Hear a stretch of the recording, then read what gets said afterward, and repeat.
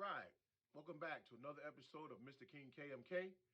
Usually I come to you with my Knick thoughts of the day, but right now we're going to talk about something else. The Knicks are off tonight. We got the Brooklyn Nets tomorrow. So we're going to talk about the Kyrie Irving thing. Because again, he won't be playing tomorrow when we play the Brooklyn Nets in Brooklyn. And then let's just go back and try to summarize this whole scenario, because it's my personal feeling that this thing was a debacle from the start. So let's just recap what transpired just in the past week. And then it starts with the first thing that Kyrie posted a documentary on his page, a documentary called Hebrews to Negroes. And in that documentary, supposedly had some content that offended another group of people. And my problem with that whole thing was that what was in the content that everybody didn't like. Like, we weren't clear on that. But before we get to that, let's just go back to the net suspension, because that net suspension to me kind of clears up a whole lot of things. So we're going to work backwards. All right, the Brooklyn Nets suspended Kyrie for 5 games because they felt he didn't show any type of remorse for what he posted. He posted something without an inscription. So that left the interpretation open to everybody else. What did he mean? Okay, maybe Kyrie felt he didn't have to explain what he meant when he posts something. It's his right.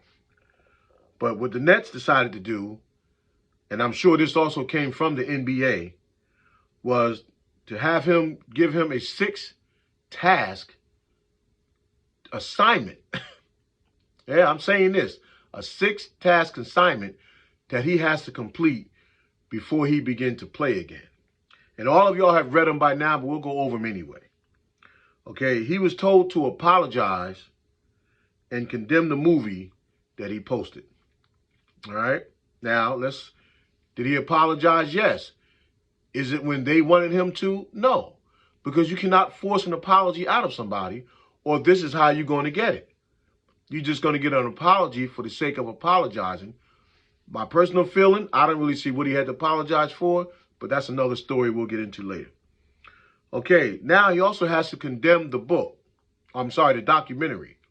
He put up a documentary for whatever his reasons are. He put it out there. If he felt there was information that he deemed that could help someone, that's his right. That's his right to put it out there. Who he hurt or offended, that's a whole nother story in itself. Because again, he did not write, he did not film, he did not put anything together in that documentary other than post it. He was also told that he got to pay a $500 donation to an anti-defamation hate group. Okay, so we know where that money goes. He was told he had to go to sensitivity training. It wasn't explained to him what type of sensitivity training, but that he had to go to sensitivity training. He was also told he had to go to see anti-Semitic training. Okay, that'll go with the sensitivity training too, I guess. Now he has to meet with the ADL and Jewish leaders. Then he has to meet with the Nets, Joe Tsai, to demonstrate that he understands everything that he just went through. So if that is not a slap in the face to anybody, especially somebody who apologized, and even before he apologized, he's telling you that's not the reason why he saw the documentary. That's not the reason why he posted the doc. You can't be any more clear than that. It's hard to get an apology out of me when the media is putting microphones in front of your face you're telling me that what I looked at, and I don't gotta like everything I've seen. We've all seen a documentary or read a book, and we don't agree with the whole thing. We've all read our favorite sportscasters' articles, and we don't agree with the whole thing, right? Now, for all of the sportscasters, and I'm particularly talking about the African-American ones, to all shoot so much venom at Kyrie for a documentary I dare say you didn't even see. I dare say you didn't even know about it. And then I also probably can say you didn't even care about the documentary. Because the documentary's been out since, my understanding, 2018. So if there was going to be an uproar about a documentary, then why wasn't the uproar in 2018?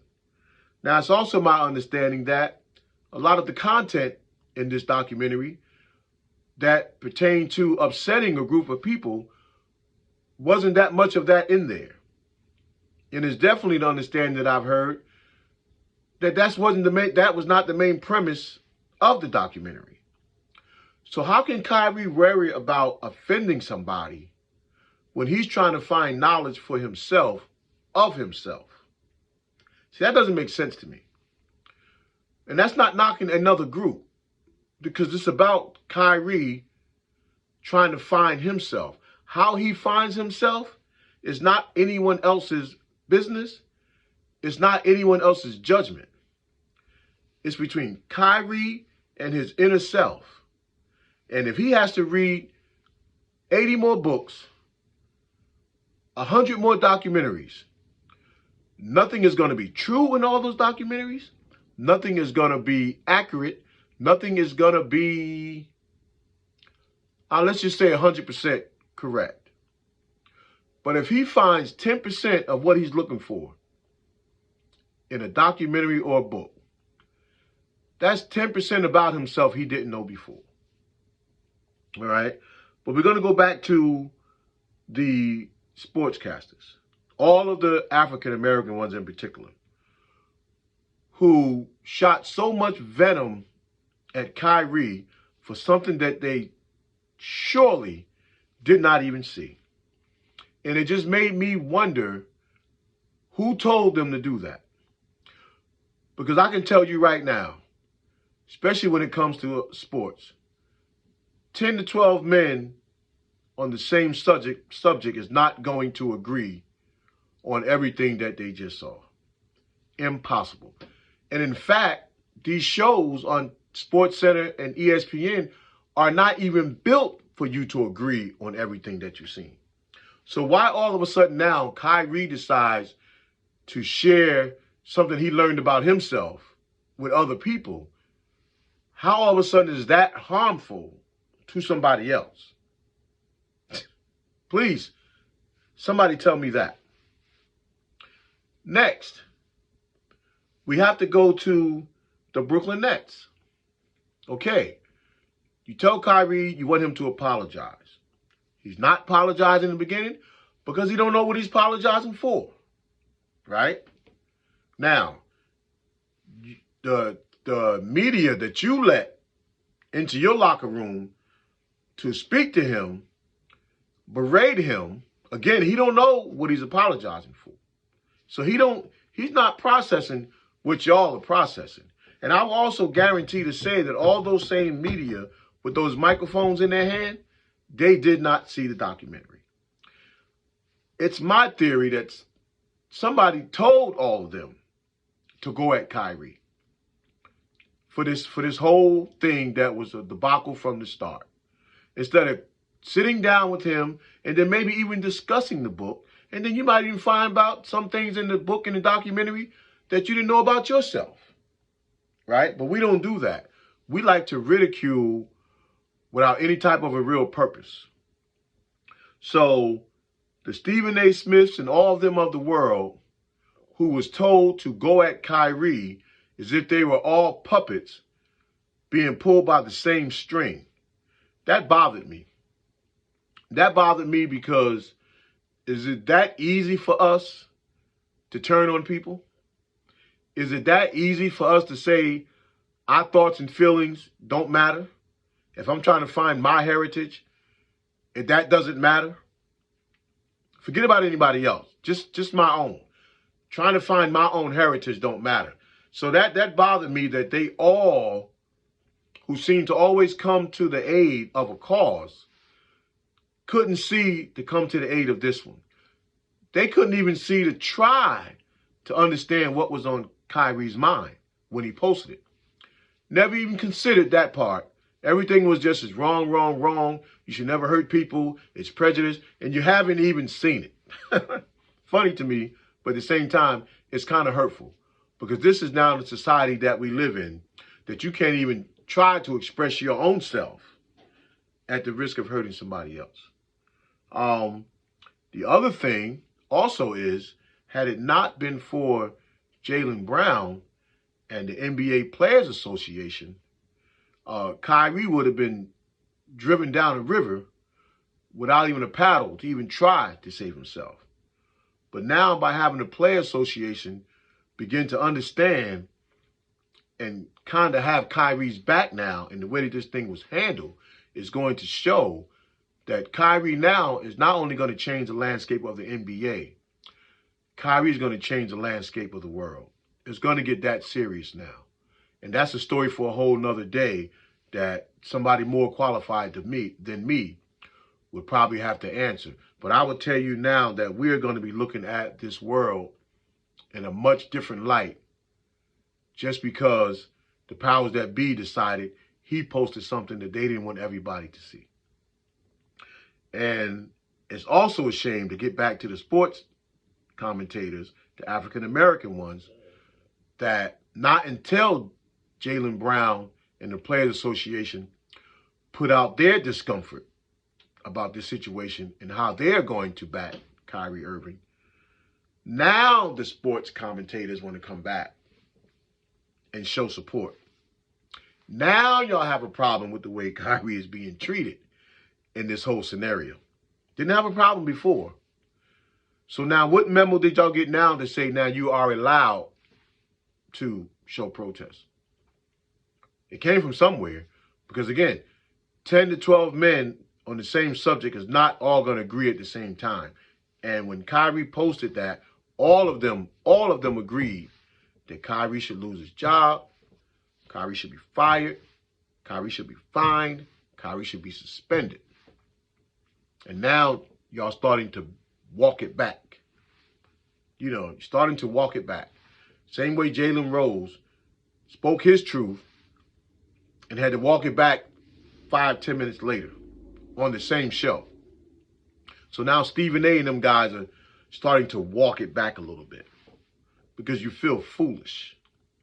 You feel foolish because if Kyrie did anything to upset and hurt another group that was real, we would all say, okay, Kyrie, you were wrong. But what did Kyrie do? And then what did anybody point out specifically that Kyrie did? He can't solidify everything that's in a documentary. He can't try to justify everything that's in a book. But this is how certain people get treated. So for all the Stephen A's and the Rob Parkers and all y'all guys, the Will Bonds of the world, that some of y'all I even looked up to myself, I have to see y'all now in a different light. I have to now look at you now as just a sports commentator. So now maybe you just stick to sports. Because anything outside that realm, we now know you're not speaking for yourself. So don't criticize or ridicule somebody else if it's not coming from you from within. If somebody got to tell you to do it, then y'all keep y'all's mouth shut. Okay? Talk about the sports that you just seen that day and that night. Now, I was also hearing that when Kyrie do or if get the opportunity to come back, that he has to sit down and do a public apology. So now you want him to apologize, which he's done, make a donation, which they sent back, condemn something that he posted, that it had to be something in there that he agreed with, right? Go to sensitivity training where there's no sensitivity for him. Speak to an anti-Semitic group. Go to their training. Meet with the ADL and the Jewish leaders. And then meet with the owner. Now, the owner, I can see meeting with the owner. Okay, that's the man that pays you your checks. He is your boss. That's it. But But if you're paying somebody $40 million, then you better damn sure pick up that phone when they call you. All right? So we're not crazy here. But at the same time, there's got to be some type of checks and balance in how this thing is handled. Because it's handled in a way that would make someone feel that we are going back 40, 50 years, okay, in the way that we was treated as a group. So please, what we need people to do is you don't have to agree with KYRIE, but do your own research and follow your own heart when you condemning somebody else. Let it be you that feel that way, not somebody popped you in your head and told you you better speak up and do this or else. And that's what seemed to have happened to this young man who in this case is only trying to find his way. He is not trying to hurt anybody else. If information is out there in any type of documentary, in any kind of book, for your own knowledge, it's going to be something in there that's not accurate. That's for you to decipher through to figure that part out. That doesn't mean that the whole book is not any good or what you need to get out of it. And it wasn't fair that the way KYRIE is treated. It wasn't fair that everybody felt that he is less than. And it definitely isn't fair that he has to crawl on his knees to ask to come back to the NBA. So with that said, I'm going to say good night. I'm going to say everybody take the time when you have your own prayers and in your own thoughts to find a way to try to understand what this man is going through in his life. And for your own self, try to understand what you're going through in your life. And until the next time, we can have hopefully a nice, peaceful conversation about our beloved Knicks. Peace.